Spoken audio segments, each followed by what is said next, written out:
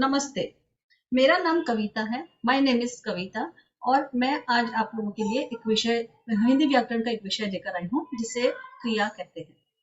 क्रिया in English action words.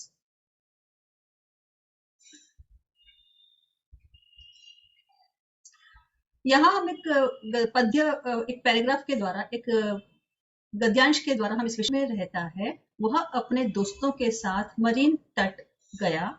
वहां ठंडी ठंडी हवा चल रही थी। तैरने के बाद वे बास्केटबॉल खेलना, गाना हुआ, खाना पीना। जब सूरज छिपने को हुआ वे घरों की ओर चल पड़े। इन वाक्यों में होना बता रहे हैं।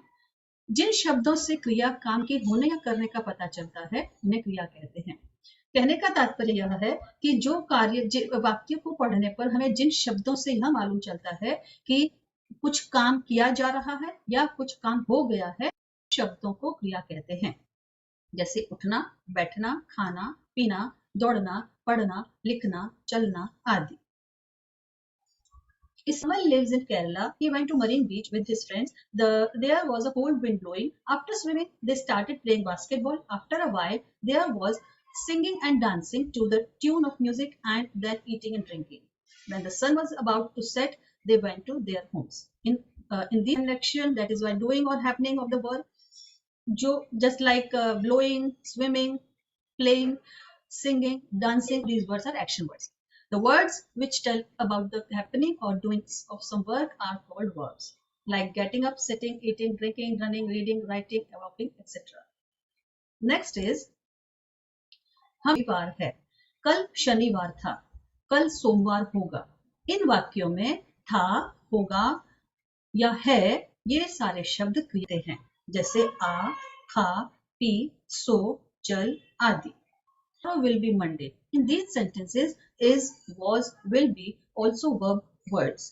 The main form of verb is called dhatu, like come, eat, drink, sleep, walk, etc. धातु सामान्य रूप बनाते हैं। जैसे common form of verbs are formed by adding na और ta to धातु। जैसे खा प्लस ना खाना, आ प्लस ना आना, और हम और भी कुछ उदाहरण बना सकते हैं, जैसे हस प्लस ना हंसना, कर प्लस ना करना। इस तरह से हम क्रिया के मूल रूप में ना या ता लगाकर सामान्य रूप बना सकते हैं। The common form of words we are made by adding ना और ता।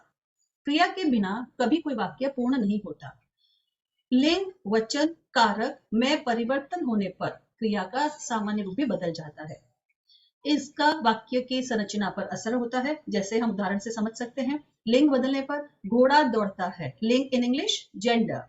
घोड़ा मैस्कुलाइन जेंडर मीन्स पुल्लिंग, घोड़ी मीन्स स्त्री दौड़ती है। वचन बदलने पर, वचन मतलब नंबर, एक वचन या बहुवचन। अगर एक वचन है क्रिया का रूप होगा पढ़ता है।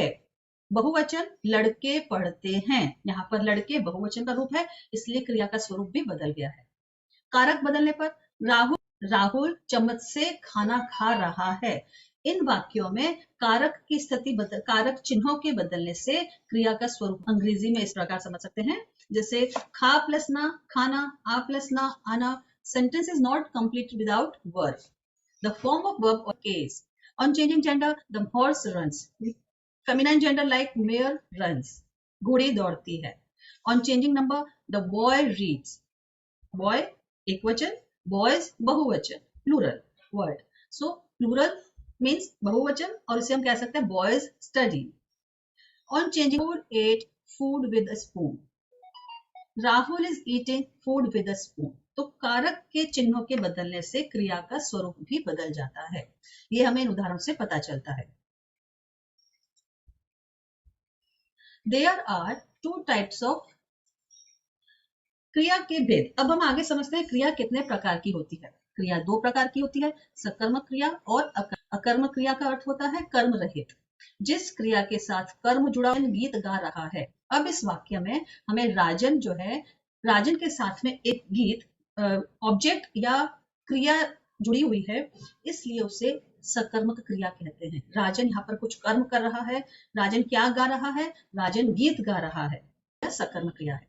जिस क्रिया में कर्म नहीं होता उसे अकर्मक। सरस नहा रहा है, शिखा दौड़ रही है। इन वाक्यों में सरस और शिखा कर्ता है, नहा रहा है और दौड़ रही है क्रिया है।